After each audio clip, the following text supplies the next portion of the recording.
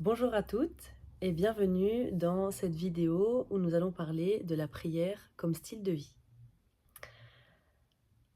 Pour ma part, la prière m'est venue d'une manière un peu spéciale.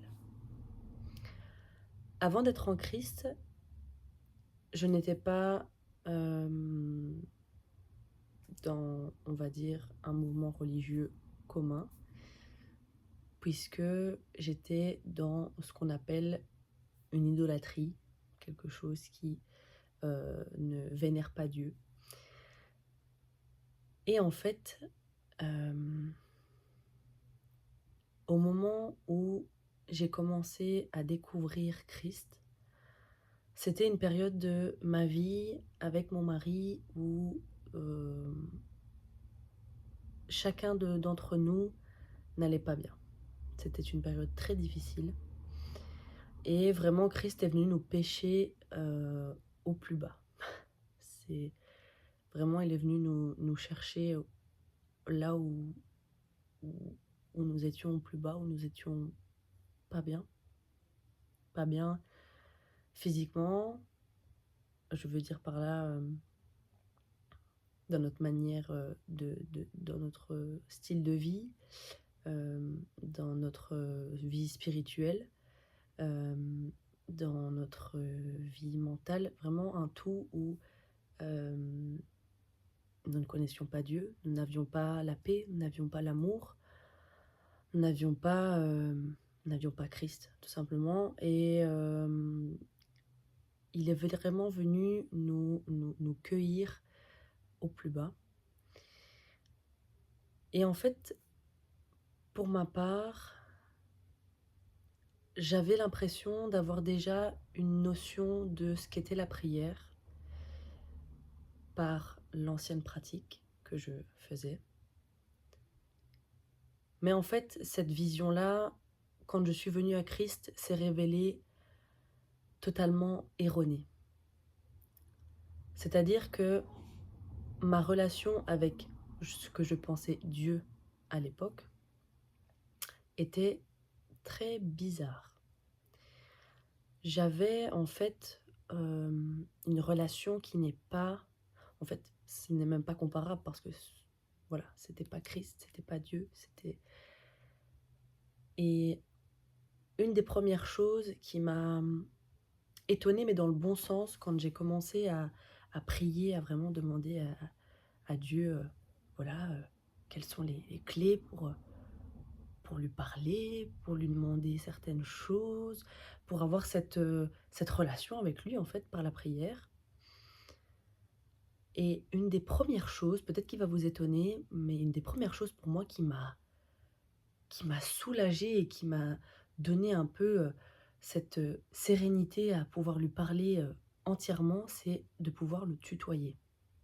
Et en fait, moi, dans ma tête, depuis que je suis petite, je pensais que Dieu, il fallait le vouvoyer, que Dieu, c'était... on ne pouvait pas le tutoyer, que c'était un manque de respect que de tutoyer Dieu.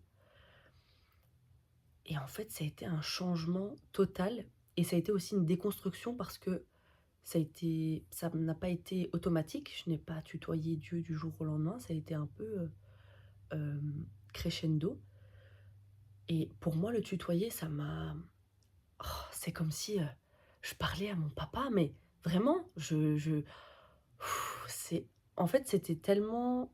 Pour moi, c'était une satisfaction et c'était une joie de pouvoir le tutoyer. Euh, voilà, c'est cette petite parenthèse que je voulais faire, mais c'était vraiment pour moi de me dire waouh, mais en fait, Dieu, c'est notre papa, alors pourquoi on ne pourrait pas le tutoyer? En fait, c'est ça. Et donc, voilà. Moi, ma vie en Christ, ma vie de prière, elle a un peu démarré comme ça.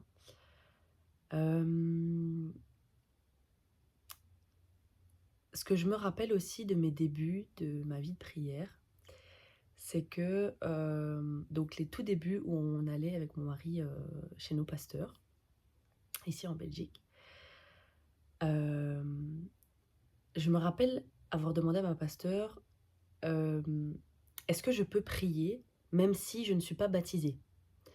Vous allez comprendre. En fait, j'avais toutes ces constructions religieuses qui m'empêchaient d'aller voir plus loin.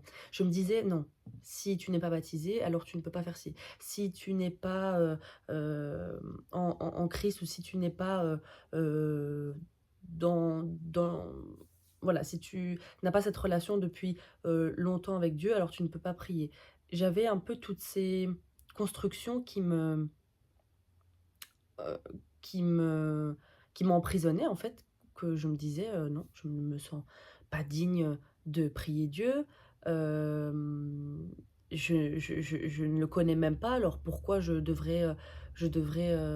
pourquoi il accepterait que je lui demande quelque chose?» J'avais un peu ce raisonnement-là avant et je me rappelle vraiment avoir demandé ça à ma pasteur et de fil en aiguille, en fait, j'ai compris. J'ai compris que tout ça, c'était des images de la religion déjà, des images, les gens de l'Église, catholique, nous faisaient il y a, une manière de prier, c'est quelque chose de, en fait, je n'avais vraiment pas cette impression que la prière, c'était quelque chose un moment, rien que entre moi et Dieu.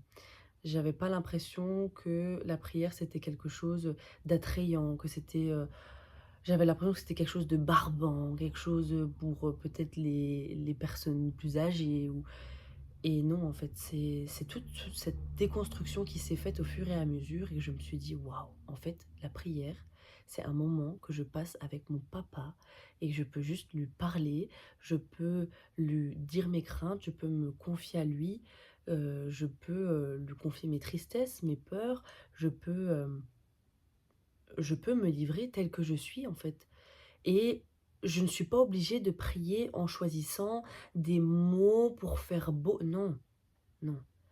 Ça aussi, c'est quelque chose que j'avais. Je pensais que la prière, il fallait que, comme c'est Dieu, il est sur son trône, donc heu, il faut que je sois très carrée dans mes mots, en fait, ça m'empêchait de dire vraiment ce que j'avais sur le cœur parce que j'essayais d'arrondir les angles, de dire, avec des belles phrases mais non, et j'ai compris ça et waouh!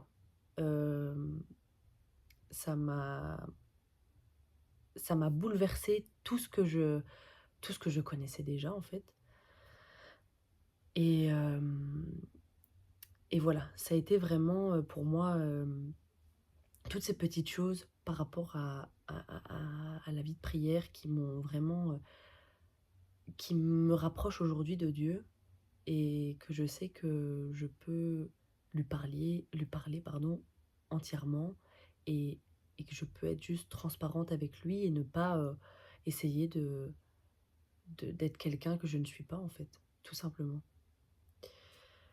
Et voilà, c'est un peu ça que je voulais, vous partager aujourd'hui.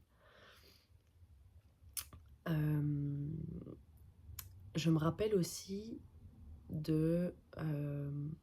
les débuts où j'étais dans la compagnie Parfums Céleste et je crois que c'était le premier Zoom où, j'ai participé. Donc je ne connaissais rien, vraiment je ne connaissais rien du tout, j'avais jamais ouvert la Bible de ma vie, je ne connaissais rien du tout. Hem et en fait, j'ai participé à ce Zoom et au début du Zoom, les femmes priaient et elles priaient en langue. Et moi, je ne connaissais rien comme je vous ai dit, donc je me suis dit: «Qu'est-ce que c'est?» Donc j'ai écouté, mais j'étais curieuse et en fait, je me rappelle qu'à ce premier Zoom, donc je ne savais pas qu'on disait prier en langue, je ne savais rien du tout et en fait, je me rappelle d'avoir noté sur un petit papier, demander à ma pasteur comment parler ou prier en langue, j'avais noté. Mais je ne connaissais rien, je ne connaissais rien et en fait, déjà là, Dieu m'avait révélé par quelque chose que je ne connaissais pas, mais il m'avait révélé ce qu'était le parler en langue. Et j'ai trouvé ça incroyable. C'est une petite chose, mais j'ai trouvé ça tellement incroyable parce que je ne savais même pas, ça aurait pu s'appeler d'une autre manière, on aurait pu dire un dialecte ou quelque chose, non, c'était parler en langue. Et j'avais vraiment noté ça sur le papier et pour moi, ça m'avait vraiment marqué. Voilà. Donc, euh, donc voilà, et au fur et à mesure, le Saint-Esprit m'a enseigné à comment parler, prier en langue. Et voilà, c'est un peu toutes ces reconstructions que j'ai faites avec le Seigneur qui m'ont permis aujourd'hui d'avoir une relation plus soudée avec lui, où je peux lui parler sereinement et pleinement, euh, où moi et mon mari, on peut lui prier matin et soir, et où on est vraiment connecté dans la prière avec lui. Et voilà, c'est un peu ça que je voulais vous partager avec vous sur ma vie de prière. Voilà, je, je vous dis à très bientôt et si vous avez des questions sur la compagnie Parfum Céleste, n'oubliez pas, vous pouvez écrire à l'adresse mail parfumceleste.fr@gmail.com. Voilà, une très belle journée et à très bientôt. Soyez bénis.